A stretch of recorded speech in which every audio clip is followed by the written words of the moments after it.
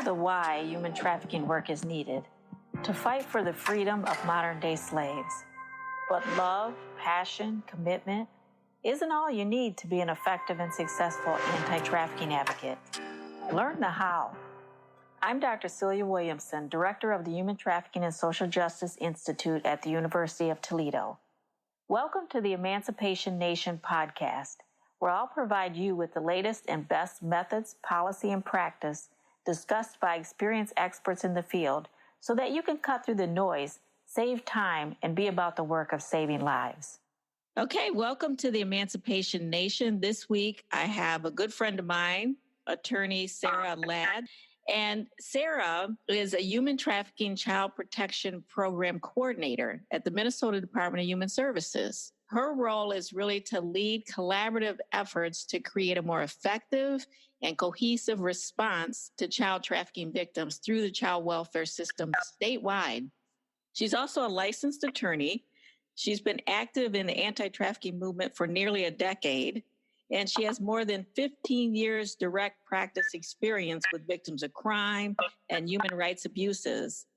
Since 2016, Sarah's been a part-time professor at the University of Toledo through the Human Trafficking and Social Justice Institute, because we like to find those jewels and then try to multiply them by having them teach excellent courses like she does. So she teaches an online course called Human Trafficking and the Law. Prior to moving to Minnesota, Sarah founded and ran the Legal Aid of Western Ohio Human Trafficking Protection Project. And she's been an active member on the Lucas County Human Trafficking Coalition and the Northwest Ohio Rescue and Restore Coalition. She's published several articles. She's written numerous reports and policies on responses to sex and labor trafficking. She has a bachelor's degree from Calvin College, that's in Grand Rapids, Michigan, and a law degree from Michigan State's College of Law. Thank you so much, Sarah, for taking the time. And we had a little bit of technical difficulties, so I thank you so much for hanging in there with me while we got it together. So I appreciate you. Absolutely, Celia. No problem at all. And thank you so much for inviting me to be on the podcast today.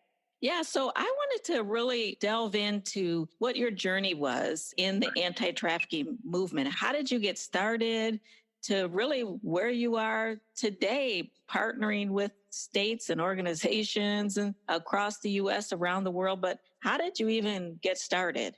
So I had kind of a long, meandering route to get into the anti-trafficking movement, I would say. For many years, I did some international work in relief and development. I worked with child soldiers and refugee resettlement in various parts of Africa, and also did work throughout Latin America with children who were living or working in the streets, and with children who were vulnerable or at very high risk for exploitation, and with children who had experienced significant sexual abuse. Wait, Sarah, how did you even do that? Like, you are U.S. born and bred. How did you get to another country and even be doing that kind of work? You know, and that's a great question. And especially when I work with students, I get asked that question a lot. So I'm glad that you asked it. So it started for me in college. I did a couple of study abroads, and that was my first experience. I lived in Honduras. I did 2 study abroad programs there. That was where I first worked with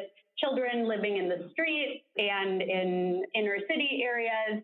And that was where I became fluent in Spanish. Once I spoke Spanish and had that experience, I was able to get into other opportunities. So that really opened the door for me. So then I subsequently applied and got funded for a summer fellowship program where I was paid to work in a slum near São Paulo, Brazil. And so that was my second experience, still while I was in college and undergrad. Wow. So then from there, once I had that experience, I was able to apply. I just started applying for jobs out of college. I knew I wanted to work overseas, and so I applied for tons of different positions, doing human rights work or international development, community development, aid work, relief work. And I ended up landing a paid position right out of college, working in Liberia, West Africa, with recently returned refugees and people in internally displaced persons camps, as well as with former female child soldiers.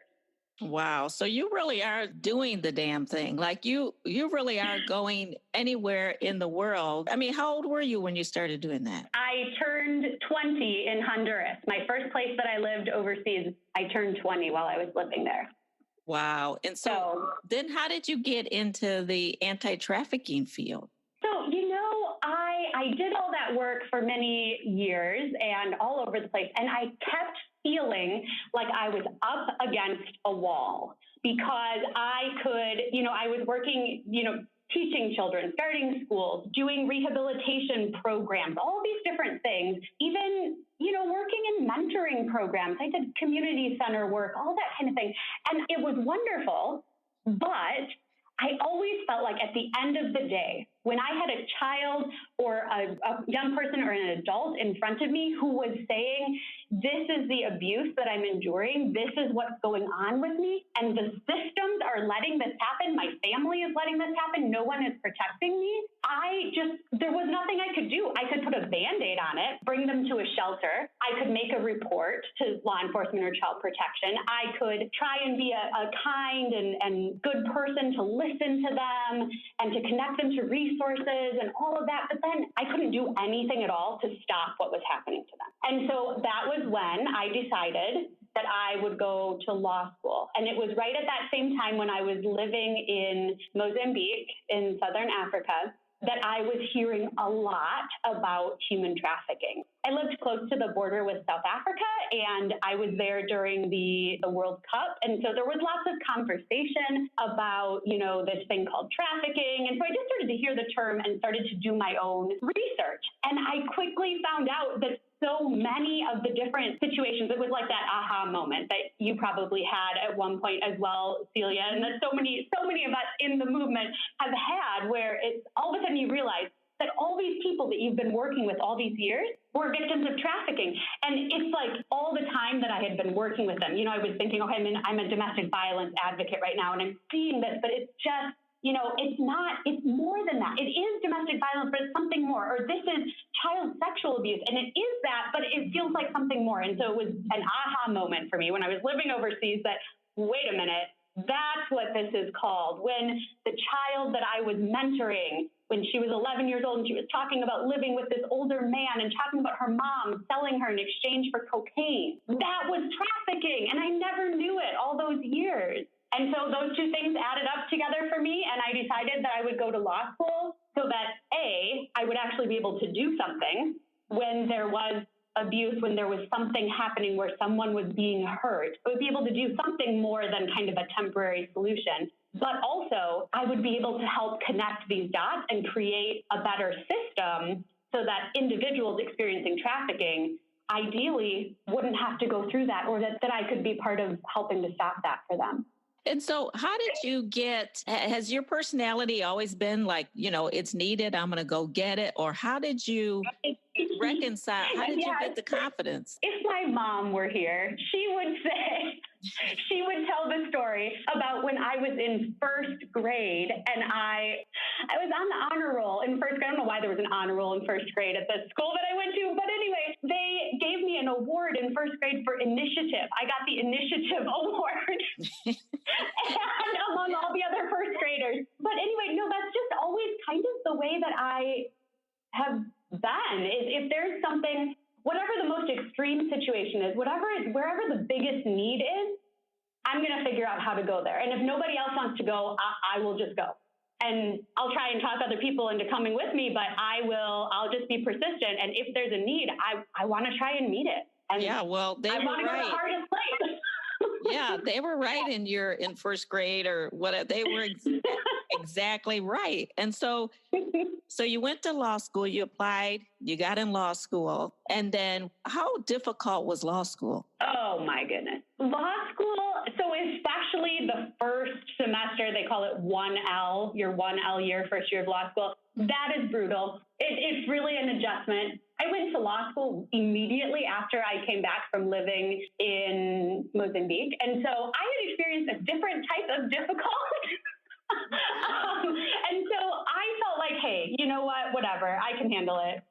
It's not going to be that bad. It was a little bit challenging, but I felt like by the second semester, I got the hang of it. And actually right away, so I went to law school only with the purpose of advocating for trafficking victims. And so as I went through, this is advice to any law students or would-be law students out there, as I went through even my first year, my first semester of classes, I was listening for and looking for, what does this have to do with trafficking laws? How could this impact a survivor of trafficking, whether it was contract class or property law or civil procedure? That was a stretch. That was a little bit of a stretch, but I found some connection. And, or constitutional law, right? Where did our trafficking laws come from? What's the basis? Oh, there's this 13th Amendment. And actually, it's cited at the beginning of our federal trafficking laws. And that was the authorization for them constitutional authorization for them to make those laws. So, that helped me get through it because I really saw a very specific purpose in everything that I was learning. Mm-hmm. Yeah, that's sort of what I did with my PhD, try to relate it all to trafficking. And so was there an incredible amount of reading? I'm asking this because there may be advocates out there that are thinking, okay, law school is the way I want to enter my anti-trafficking advocacy. What should you do to prepare if you want to go to law school to do any kind of advocacy?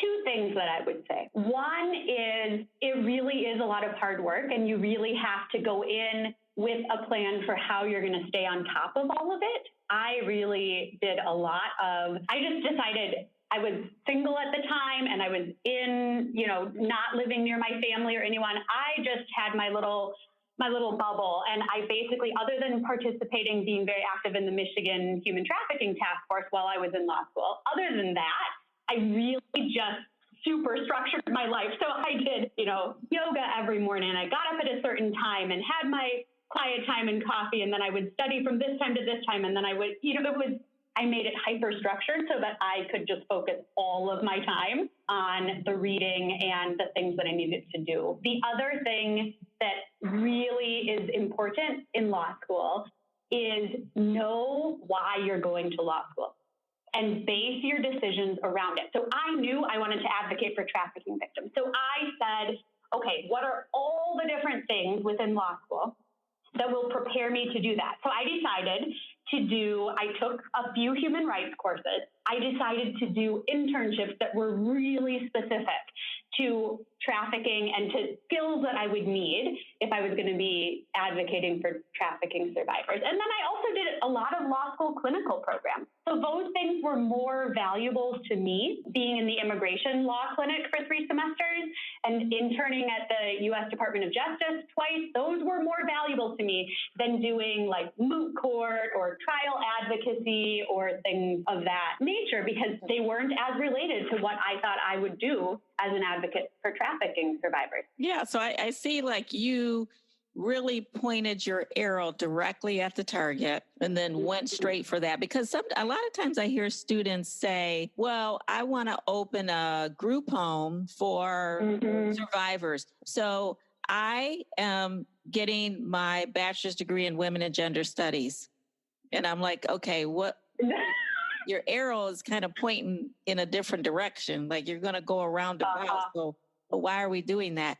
And some people don't know what they're going to do yet, but people who want to definitely be human trafficking advocates or any type of social justice advocates should try to point their arrow directly in that direction. And so definitely. And so you graduate law school, you said you were doing internships. When did it feel like you were starting to make a difference?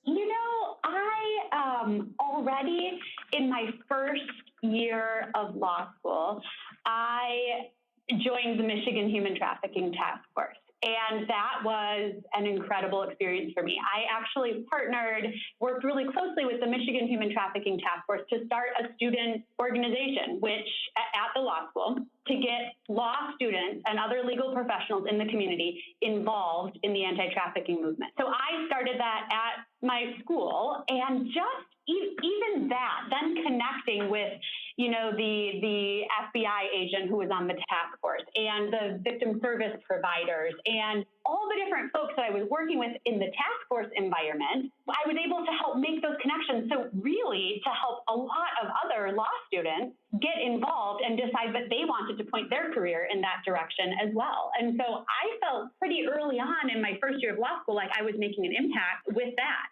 And then I decided also my first year, I applied for my very first internship summer after that year, I went and worked for International Justice Mission in La Paz, Bolivia, and I was a legal intern for them. So I worked with child survivors of child sex trafficking and also worked with kids who had been sexually exploited through pornography or child sexual abuse or that kind of thing. So I was very involved, I would say pretty early in my legal career. And so when you went to Michigan, that task force, were people receptive to you? Did you just show up and go, hey, hello, I'd like to sit in on a meeting, join?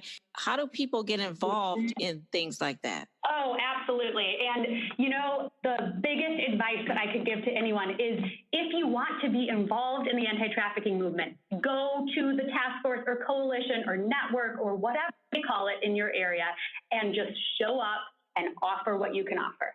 And you don't have to be an expert to walk through that door. You don't have to know exactly what you want to do. You don't even have to know exactly what they do. Don't try to start something on your own. Really be part of the coalition or task force or network that is collaboratively working on this issue. So yeah, I just showed up, found them online. I just went to the first meeting, introduced myself to the chairperson, Jane White is her name. Introduced myself to her at the end, and she just welcomed me into the fold. Hey, do you want to be on a subcommittee? Hey, we need somebody in this capacity. And I was a law student. So I'm like, hey, I'm really good at reading things and taking notes. I'll be the secretary. Right. You knew sort of what your strengths were. You came to the coalition, not telling them what they need to do, but you came to the coalition actually offering your best self and those skills that you had, and they embraced you. I think that's pretty common. Yeah. Then how did you end up at Legal Aid of Western Ohio? Well, so I was very fortunate in law school for a few different reasons. First, I was part of the immigration law clinic at my law school, and the professor who directed it is still David Thronson, really an expert in not only immigration law and the impact that immigration law has on children, but also had done a lot of work with trafficking in his previous position in Nevada. And so had helped to start some anti-trafficking task forces and provide legal services for foreign national trafficking victims there. And so he also was a Skadden Fellow through the Skadden Fellowship Foundation, and that was how he got into this work initially. And so when I first met him at the beginning of my second year of law school, he said to me, he became my advisor, and he said to me, Sarah, if you want to advocate for trafficking survivors, you need to aim your law career towards getting a Skadden Fellowship, because you will be able to create your dream job. You will be able to do whatever you want to help trafficking survivors, and they will fund you to do it. And it's really the best way it's the Cadillac way to get into the area that you want to be in and to have your dream job right out of law school. And so he pointed me in that direction and kind of helped me to make choices about internships and classes and all manner of different things, so that by the time I got to my third year of law school, I applied for a Skadden Fellowship and I received it. And Skadden Fellowships are an amazing opportunity if you are a law student and you want to do public interest work and you are committed to public interest, free legal services, and have a passion and experience in a particular area, a particular type of services for an underserved population. I highly recommend that you inquire early and that you really start trying to build the type of experience that you need to get a Skadden Fellowship. So I did. I received a Skadden Fellowship and was able to start the Human Trafficking Protection Project at Legal Aid of Western Ohio. I was the first person to get a Skadden Fellowship from Michigan State Law School, and the first Skadden Fellow at Legal Aid as well. So that was pretty exciting. Yeah, and I got to create it however I wanted. So that is so cool. And I know that you work directly with victims, and you also created this really cool document. Do you remember that? You put the framework. Oh, yeah, I'm sure you put hours and days and months. And describe kind of what that is, because I thought that was really cool. Yeah, so I had because I got to create this myself, I had a very multifaceted type of project that I was running. So we did a lot of outreach and training and kind of community organizing around trafficking to try and create coordinated systems of response. And Celia, you and I talked a lot about this over the years of like, how do we improve the coordination? How do we have it more centralized? Or, how do we think about this in a way that we're going to fill the most gaps and we're going to really reduce the barriers for individual survivors to get what they need? And so in addition to that, I was providing direct legal representation also in all kinds of civil matters, so not criminal cases, but civil types of cases for victims and survivors who were children or adults, sex or labor trafficking victims. And through all of that, I realized a couple of things. One, I realized that in many, many parts of I covered 32 counties in Ohio. So I saw how a lot of different areas were working with trafficking survivors. And I saw that there wasn't a lot of coordination between law enforcement and service providers, between shelter providers and legal services. People weren't all on the same page. And so I started to see a need not only for training, but really for protocol. What's our response going to be ahead of time, proactively? How can we put into effect both the laws that exist, that we are governed by at the state or federal level, but also how do we put into practice the best practices? How do we make it actually work for an individual victim that is identified? And so we got some funding through the Women's Giving Circle of Defiance. They gave us a small grant and in Northwest Ohio, and we started working to create a human trafficking response protocol that was based off of the already existing domestic violence response protocol. So we looked at all the laws, we talked to people, we went and really, kind of based on all the practice that we had been doing, put together what would it look like to have in the same format as the existing protocol was in, what would it look like to have this comprehensive response at the county level for sex or labor trafficking? I think that's the genius in it, because you really use something that was already existing. People kind of are familiar with it. You're just replacing it with this population, altering it to fit this population, but you kind of are using something that people are already sort of used to rallying around, or how they went about their work or did their practice. And so I thought that was amazing. I love that document. Is that document still available? It sure is. Yeah, it definitely is. And I know it is actually, I have to give credit. I had a phenomenal team during my 3 years, 2 years full-time, and then 1 year I contracted with Legal Aid after I left Ohio. I had an incredible team. I had 11 different people who volunteered many, many, many hours of their time to work with me in the office to do all these things. So in particular, on the protocol project, I had 2 volunteers who spent hundreds of hours unpaid working with me to write and edit and revise and develop this protocol document. And still today, now one of them, Jennifer Wedge, now works for Legal Aid and ABLE and is working on still putting this into effect in Defiance County. Mm-hmm. And that document, doesn't it outline exactly what each player should do, what a prosecutor should do, what, a judge might do. Yeah. So where can people get that document? If that's still available?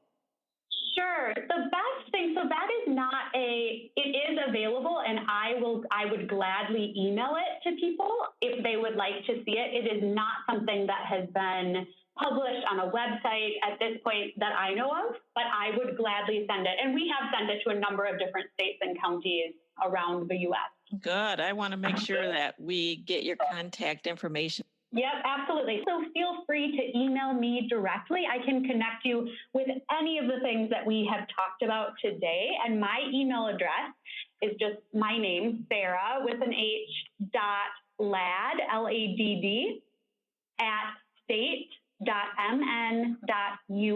And please do feel free to contact me. I would be happy to speak with anyone or to send you resources or help you connect if you're trying to get connected with the anti-trafficking movement or with any of the things that I have mentioned today.